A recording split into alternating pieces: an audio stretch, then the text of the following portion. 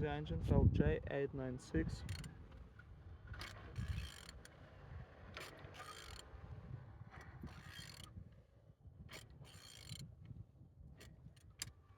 It's running good.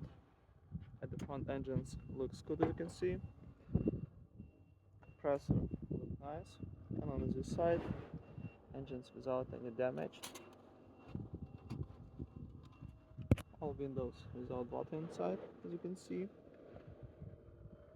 Gearbox not broken. And on this side, everything's good with engine. Starter in good conditions.